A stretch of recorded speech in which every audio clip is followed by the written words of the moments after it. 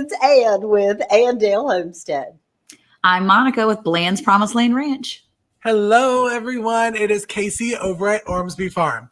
And so we do have news, and we're going to start off with it. As you could tell, there's only 3 of us. Yeah. And we are very sad to have to announce that Sandy from Suburban Homesteader, Wyoming, Arizona, has decided to leave YouTube and leave the podcast as well. It was a rough conversation that we all had to have. Yes. She is wanting to spend more time with family, which we cannot blame her. Absolutely. Being a social media influencer takes a lot of time and a lot of effort. And we completely respect Sandy's decision. I am going to play her video for those that did not see the video that came out.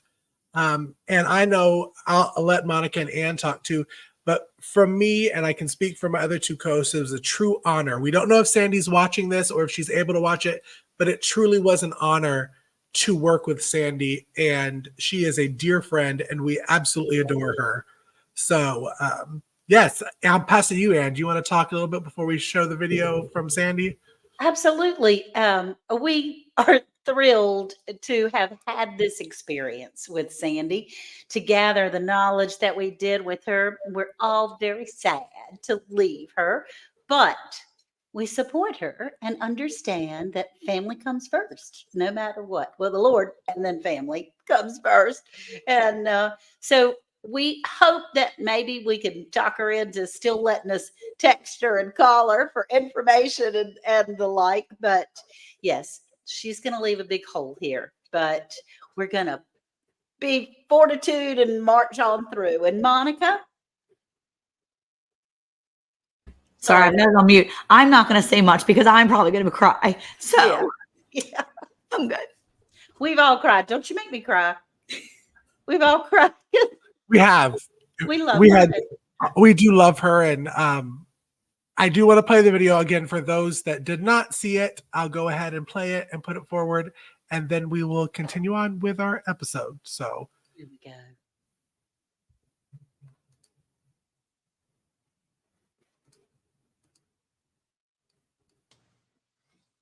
Hello, good afternoon to all my fabulous members, for all my subscribers, and all you guys that are viewers at Suburban Homesteader, Wyoming, Arizona.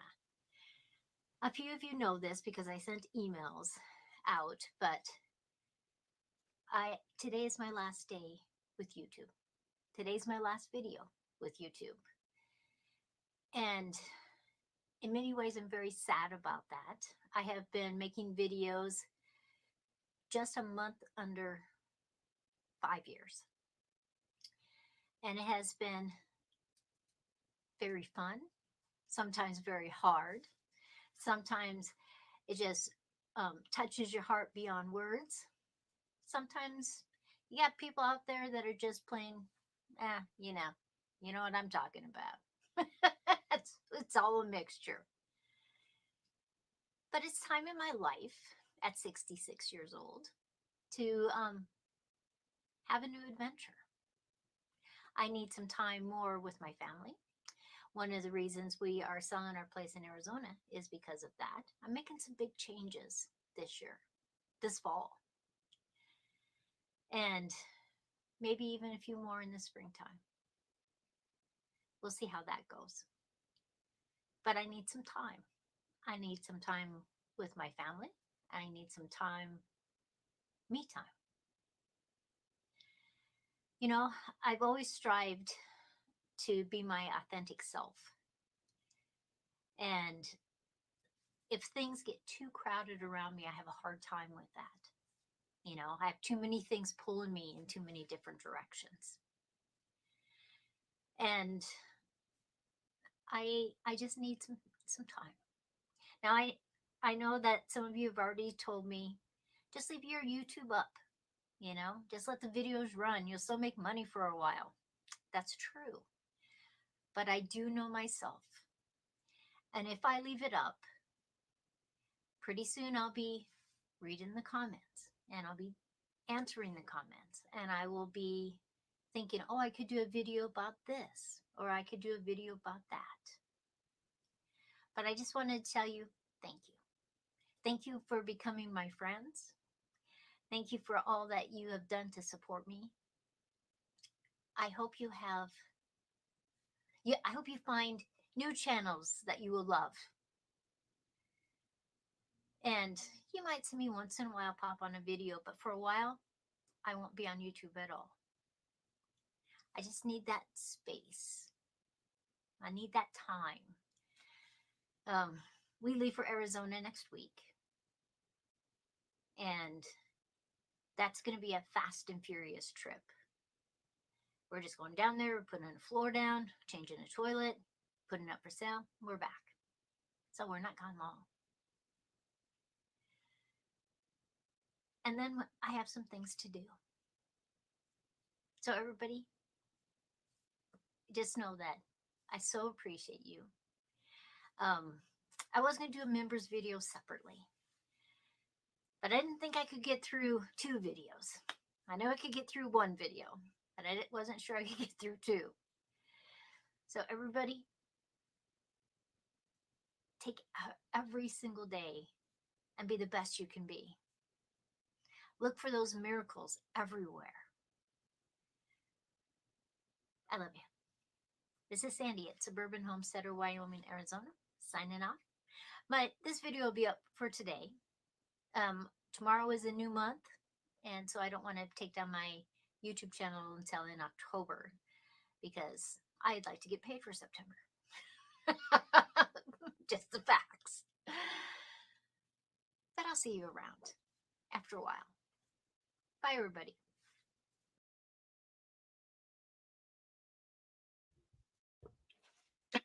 So who's going to take a breath and speak first? Because we all have tears missing her. She's going to be great. She's going to do amazing things. And this woman is a woman that utilizes her time. I have said many, many times, how in the world do you have all that energy, Sandy, to keep going and keep doing all these great things? So she may not be here with us on the podcast, but she's still here and she's still alive and kicking and will be able to advise us. So, well, I told Eric the other night I was going to have to go and watch a bunch of stuff on her channel and screen record everything that I was not right.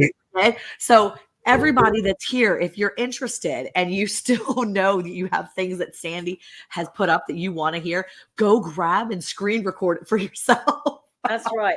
That's my tip to you, because I was like, I know I want to go to bed early. Like I'm like, I got to get in bed. There's so many things this week. We're so busy. And I was like, I'm going to stay up till like 3 a.m. just screen recording things. Like, how was I going to make vanilla without Sandy? Like, I don't trust everybody.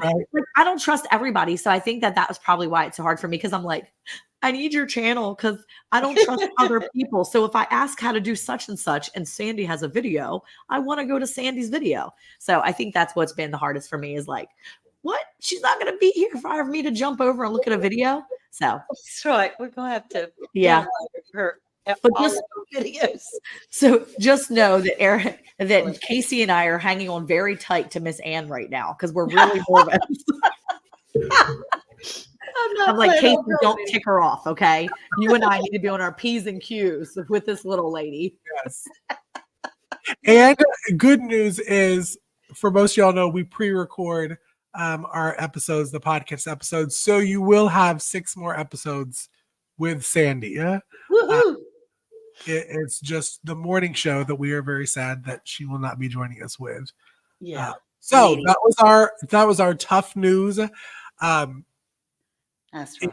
We adore her. We respect her. We respect her decision. Yes.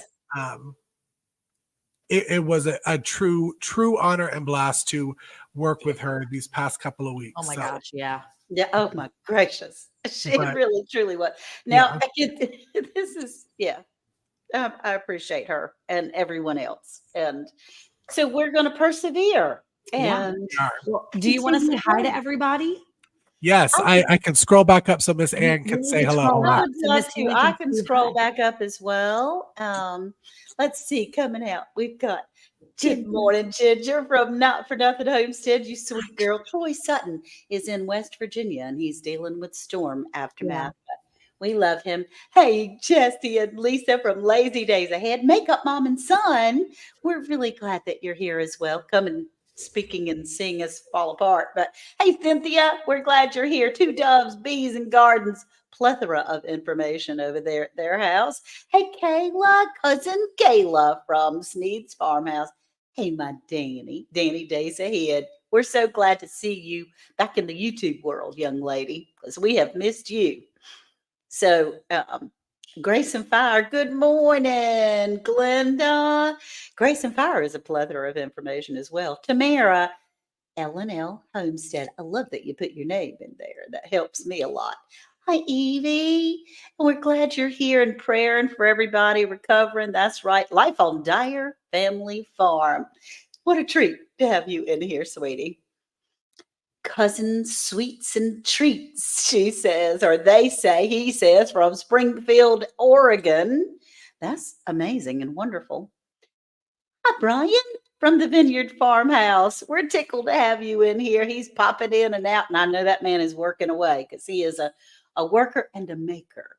And so we're thrilled to have him. Yep, smash that like button, everybody. So, what we're doing today is broadcasting on all three of our channels: Ormsby Farms, Bland's Promised Land Ranch, and A&L Homestead, as well as Round the Hay Bale. Normally, what we're going to try to do on Fridays is keep this live to be about 30 minutes or so. Pop in, give you a little recap of what our latest podcast was about that came out this past Monday or the Mondays previously or current events even. You never know what we're going to do as far as we may pop around the bend. But we want to invite you to go over to Around the Hay Bale because that is our core. That is our core channel. And if you could subscribe, that would be great. Like the live over there because as soon as we get to 500 subscribers on Round the Hay Bale season 5, then we're going to be able to have a big old giveaway. And I think that's going to be a blast. So, Casey, what is happening over there? We're so glad that you have power again, my dear. I am back to the land of the power. And I want to thank all three of y'all for the prayers and the posts because we didn't have any service, so nobody kind of knew what was going on. And I do appreciate everybody's emails and Instagram messages that checked on us here. We are good. Our town did get hit, but we were talking about this before. It was more of inconvenience that we got hit with: the no power, the no water, the no cell phone service. I know that our prayers and hearts are going out to the people in West North Carolina. That towns have mudslide washed away. So I wanted to talk about being prepared because we talked a little bit about this before our live. I preach all the time about being prepared, and y'all, I was not prepared for this. I That's was reality. not prepared to be without water. And as I was using all my hours with no television or YouTube, you get to thinking, I wish I would have practiced what I preached on the podcast. And so I wanted to talk about that a little bit. We have over our 5 seasons, we have many episodes on being prepared. Yes. And I think we'll probably do some more episodes going forward. But that was just the one thing is you have to be prepared. I know that, Anne, you said, I mean, how can you be prepared for Right. your home? Right. Well, because with Worth and I was thinking now, I probably would be okay for a couple of weeks without electricity, without water, because of the preparations that we have made. Water would be a stretch. We still have holes in our water, but we don't have a farm to feed or water animals and things like that. So we could make out. But how do you prepare everything that we have? Everything that we own is in this house. And if something came, some sort of tornado or fire or wall, a 20-foot tall wall of water and mud came at us and took my house away, what do you do? And what we're doing is depending on each other. We're gathering. Good people take care of people. And so that's what we're doing. It doesn't matter what party that you're in politics, what church you belong to. It doesn't matter. None of that matters. It's moving forward and helping each other. And it's a big deal to know that sometimes you just have to let go and understand that we do need each other in this world. We're stronger together. So, Monica, what do you think about that? Well, I was going to say, it's important too. I guess because I'm the one that has little kids and you Right. have your grands and stuff, but it's important to show our children. And I Yes. think the way we can do that is really having a legacy and showing our children how we as adults will come together and put Right. aside all of whatever we may not like about each other. And Right. we'll come together because when people need help, people need people. Yes. Whether it's just you need to walk through, you give them your muck boots, you take the shirt off your back and you hand it, whatever you need, you can help people just by being there. And it's just teaching your children to do that same thing is Yeah. so important. And I think that's one of the ways we can really do that is really showing that adults can be big and do Yep. big things and kids can do big things too. I've got my teenagers, Liberty, my soon-to-be daughter-in-law, in one day, her brother and sister are learning and training, and they're going to be, learning how to help further away in those states east. Cousins that have gone that are people that are linemen and people that can go help get power back on and do things. And yeah, definitely rely on one another. Exactly. I had the pleasure of working in a hurricane relief center this week. This is the first day we haven't been there all week. And this was not, people kept saying, what organization are you working with? What organization are you doing? We weren't an organization. It was a young woman that put out a cry for help in Edenton. We got businesses to donate the area.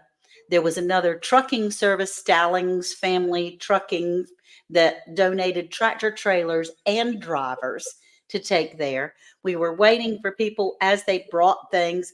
I had people donating like crazy to me personally, and the grandchildren and I were able to go out and go shopping and purchase all the emergency things. And I was able to take them back to the center, and they helped pack boxes and buckets and things like that. So that was a life lesson, a long life lesson that people take care of people. But these were individuals. It was not a military or government program or anything like that. This was a girl in Edenton, North Carolina that had a cousin in West Jefferson, North Carolina, right out about an hour north of Asheville. And these were cousins looking after cousins. And when these goods were delivered, yes, we had a United Methodist Church that they got delivered to because that's where her cousins happened to be. But they knew who needed supplies and were able to get it out to other towns, and had the last tractor trailer that we had up there had him stop at 3 different places along the bend. And instead of that one church, they knew that other people in other areas needed it and kept sending on. So what a blessing in a tragedy Absolutely. Absolutely. to be able to have happy and sad tears, be sad and happy all at the same time. It's such an unusual feeling. Yeah, Evie, there were some scammers, but you know what? Hey, Nanny Tam, when you talk about people that are going straight to people, and you're not that all organizations are bad, they're not. But when you give your hard-earned $20 or you're sending a flashlight or diapers or baby formula, you want it to go to the people, not to the organization. So that's my little spiel today. So Casey, I was about to say, I agree with that spiel, Miss Aaron. I agree with that spiel. you have been help us understand how you made out what your plans might be in the future if something comes along and you don't have what you thought you had for the grid to go down. Yeah, I think I can't remember who on the podcast talked about it, but I had decided that I needed a list. I needed like a checklist. Because listen, as homesteaders, our brains are all over the place. I know between the three of us today, trying to find words to even do this morning show, which we're so appreciative that everybody's in. But we have Sandy leaving. Monica's about to get her second son married literally in 24 hours. Yes, tomorrow. Anne's planning for next week of craziness of travel. I'm finally back to, human contact instead of just chickens. So I need a checklist to be able to say, okay, this done. I know for a lot of the homes here in the area where I live, a lot of us have generators that are attached to our homes, but for mine, our well house is the one thing in 10 acres that is not hooked up to that generator, whether it was the generator didn't have enough power to power all that and a well, who knows, but I was not prepared water wise. And when you have 74 poultry animals on your homestead, they suck through water like you would not believe. Especially, Monica, you've done this. Do Cornish cross just drink more water than any other animal? Yes. Yeah, they're just a bunch of fatties that eat and drink, eat and drink, eat and drink. Oh, they eat and drink, poop. They poop again, then they eat and drink, then they poop and poop and poop, eat and drink and poop. It's just pretty much a vicious cycle of disgusting. It's absolutely awful too, because I'm counting down the days until processing day. And I know, Lord, that is horrible. You know my heart. But when people say that the Cornish cross are nasty birds, and you will be ready. Like I've heard, I don't know if I could, do it at processing time. And everyone said, no, trust me, the week before you're going to be ready. We are ready. Nasty. But they sucked up so much water that I wasn't worried about me or anybody else, human wise. I was worried about these poor animals. And whether they're meat birds or egg layers or whatever they are, we as homesteaders always treat the animals the same way, give them the best life for as long as they're living on your homestead. So water was a big thing. So having a checklist saying, hey, do I have barrels of water filled up for my animals? And if my generator is running off propane, maybe, Casey, you should check your propane tank before the hurricane hits and make sure that you are full of propane. So I think for me, going forward, having a checklist, because listen, y'all, I could have the best pantry, most well-stocked with food and everything, but if you don't have water, it's the number one. It's the number one thing. So, and I will say that I said it on one of my YouTube videos, figuring out how to shower and make yourself clean, because unless you've gone through that, it is the worst feeling. Right. To feel nasty and sticky and smelly constantly. And there was a lady on TV that said, at some point you get over the pits, nuts, butt shower the whole time. And that literally is where it was. I have to be more prepared on water.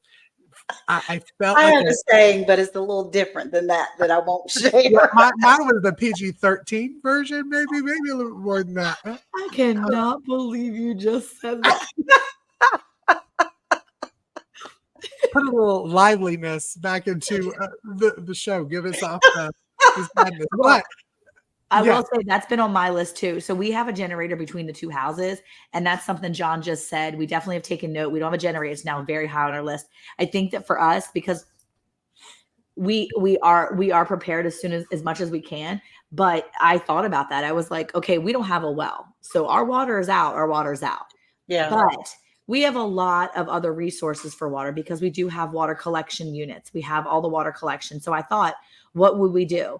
And I thought, okay. And, Erica was like, it's fine. We could do this. But my concern would be, generator wise, do we have what we need for that? Could we run because we do have a lot of freezers that are filled, and would I lose that immediately?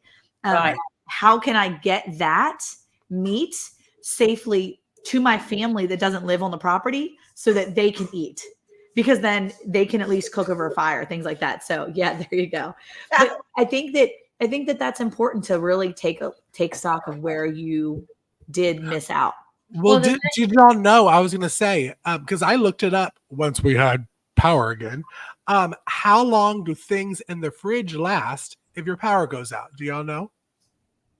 3 days if you don't open it. Is that right? I don't know. I thought 48 or 72 hours. You just 4 hours, they'll stay cold. In your refrigerator. Now, freezer is 48 hours. But Okay. Because I got my deep freezers, so. Oh yeah, deep freezers. I was the same way because that was one thing that I was prepared on. I was like, listen, if we run out of propane, big boy gonna be pulling out the canning jars and canning meat over a fire, open fire, which we did do that. We cooked out a lot, which felt very camper, off gritty. I did feel like a good homesteader there. Good. Maybe not necessarily the water side, but well, 4 hours for refrigerated food. I mean, that's if you don't open the door. Okay, so another thing too we've talked about before when it comes to canning, don't forget y'all can put water in your jars. Put water in your jars, and maybe even if you don't feel like you want to waste the seal, so just put water in your jars, put a lid on it, and put it away. It doesn't have to be. You can even boil it if you really wanted to, and then just put it away. That maybe you'll have to reboil later. Mark it somehow on there and label it, but just put water in those jars. You're storing the jars anyway. Why not just put some water in there? That's right. I mean, you don't have to. Clean. Yeah, and it's clean, or you can reboil whatever you want, but you'll have water for your animals if you need it. You have water for flushing the toilet if you need it. You'll have water for those things because not everybody has a pond like I do, and not everybody has 6 big, totes filled with water that rain catchment, because we do have a rain catchment. So water, I'm not worried about as much, right? But it's one of those things that I would worry about other stuff. Okay. Well, we do have a creek in our backyard, but and so I always felt like I could boil that water to bathe in, at least to flush the toilet and so forth. However, have you seen the water that's in Western North Carolina? That has not only debris, but gas and oil and chemicals, and unfortunately, animals and people are in that water. And so anything other than potentially flushing the toilet would be out. I mean, that's just going to be out. So it's okay. So Desert Goat, sorry, I'm just not saying your name properly. Quick question. Any thoughts on solar panels and storing the extra power in batteries? Absolutely. Yeah. Absolutely. I just saw an advertisement yesterday on I don't know if it was the Generac or one of them was a solar power. It was on 4Patriot. It was a page I was scrolling through, and it was a solar power generator. It's a clean generator. You can literally keep the generator in your house because it's solar powered only. And I'm like, oh my gosh, I need that. I need them to sponsor me. I need them to send me one. I will review the snot out of it. I need to find that. Opus reached out to us with solar generator. That's exactly. I'm like, absolutely. Because one thing we do get a lot of here in Texas is sun. So I think our solar generator type thing would be great for us. Yeah, it is. It is true. Well, same in the South. I think all of us in the South can, rely on solar. That's right. And it is, and there are benefits to solar. There's some benefits and some detriments.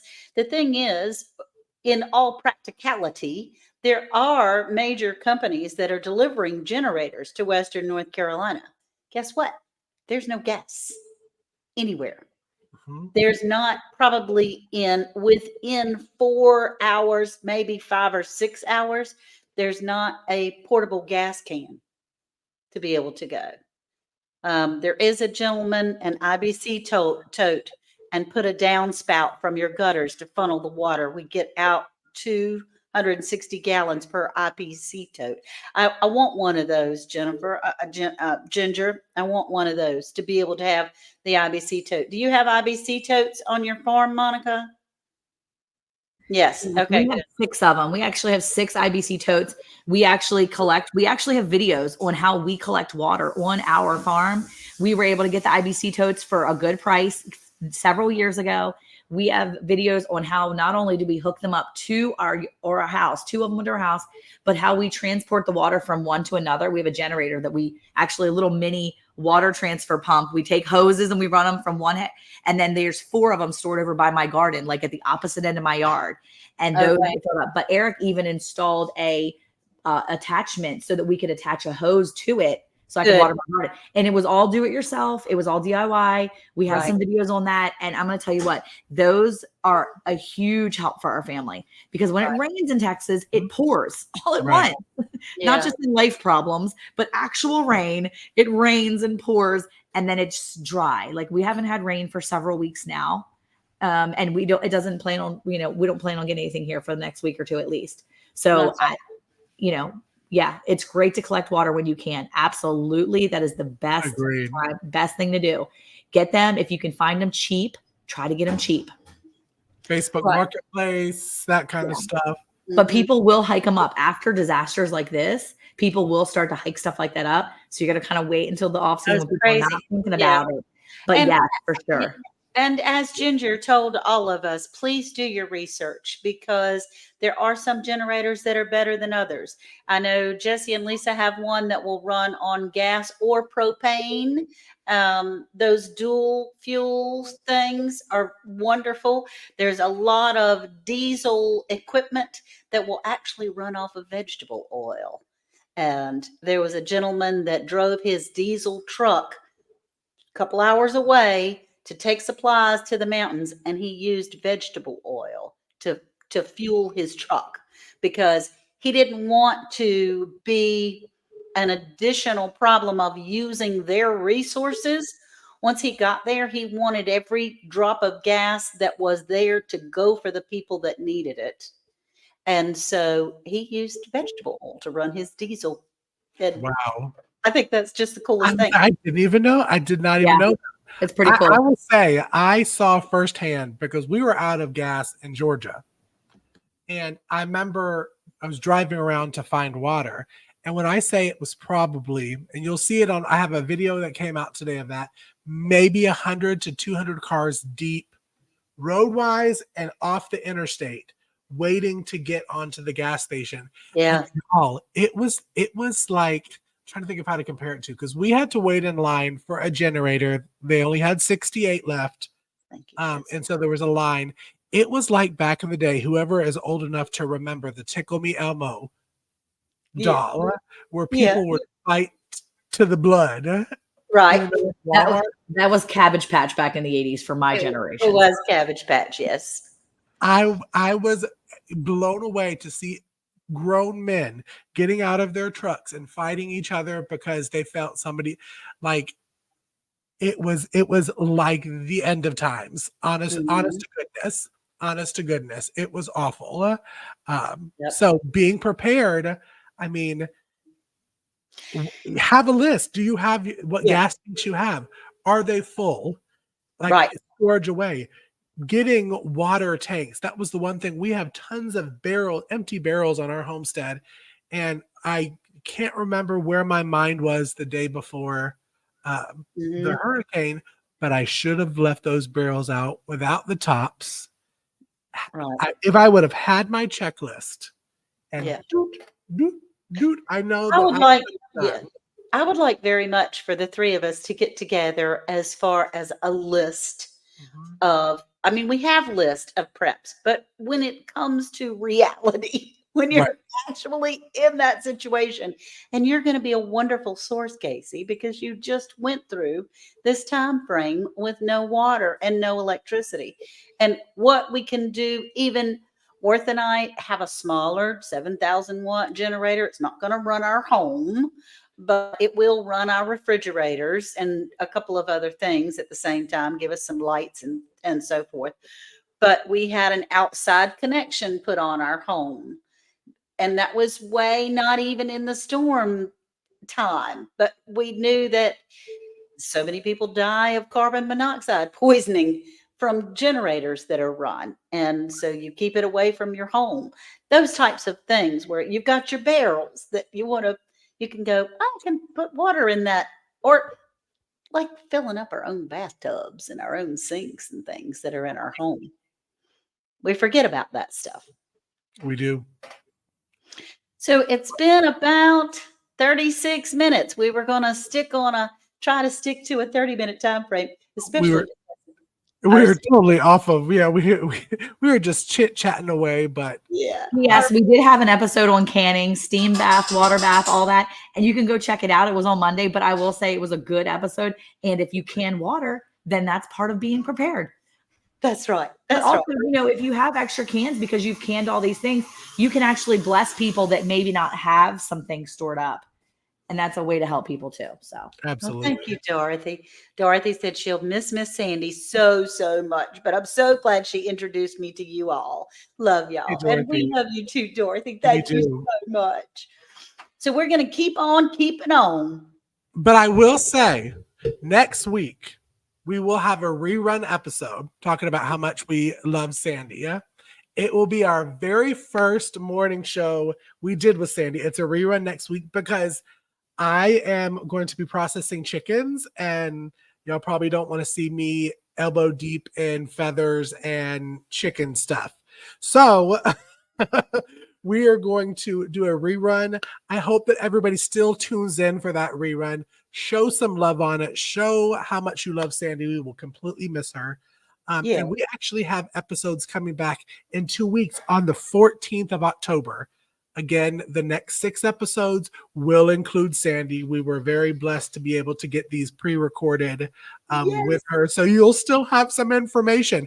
And y'all, if you like Sandy information, you can still go back and listen to previous episodes of Around the Hay Bale by scanning that QR code right there on the screen and clicking which podcast platform you like, whether it's Apple, Spotify, Google, YouTube. Go ahead, scan it. And I hope everyone has a wonderful week. Woo. It's a weird, like squished in. Where is she? Sandy has decided to leave YouTube and the podcast. So we are very sad. She's leaving us and heading and supporting her family at her family time. And this time of life, she has decided she is going to prioritize. And family trumped us, doggone it. So. As it should. But y'all have a wonderful week, and we will see y'all in I guess it'll be two Fridays. In 2 Fridays. Y'all come back next Friday to see our rerun. But y'all have a great week. Bye, y'all. Bye. Bye. Bye.